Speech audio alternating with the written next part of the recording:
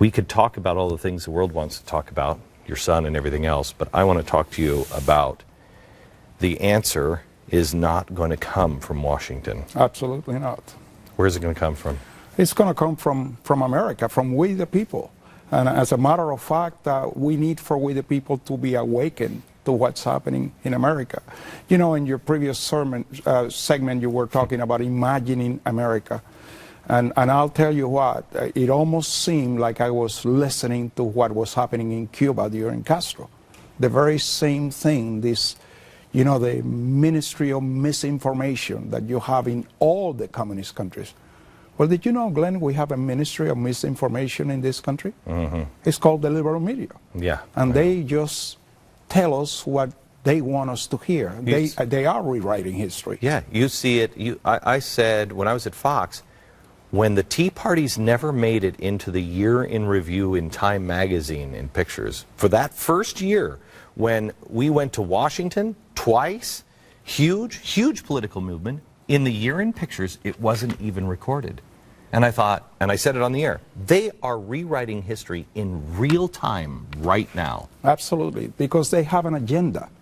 And unfortunately, the agenda is an evil agenda. It's an agenda for destroying what this country is all about. Okay, so you and I talked about something, because you and I have a great, I think, passion and frustration the same way. Our country was founded through the pulpits, and our pulpits are absolutely silent. Absolutely.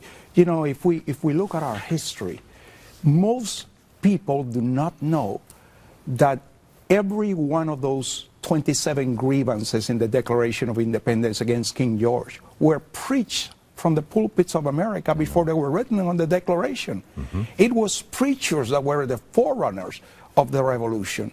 They were the ones who said, your rights come from God. Absolutely. And this is why, you know, I remember in 2 different occasions listening to our president quote that sentence on the Declaration, and he says, for we have been endowed with certain unalienable rights. And he skips those 3 words, by our Creator, because socialism, Marxism, requires that government become your God. So they must destroy the concept of God. But you know, Glenn, if those rights come from government, then they are not unalienable rights. Right. The only thing that makes them unalienable is if they come from God. Okay. So you have gone around and you're speaking to different churches and pastors and everything else. And what is your message, Rafael? Well, my message is that the pulpit is responsible, like Charles Finley said it very clearly. You know, he was one of the leaders in a second Great Awakening.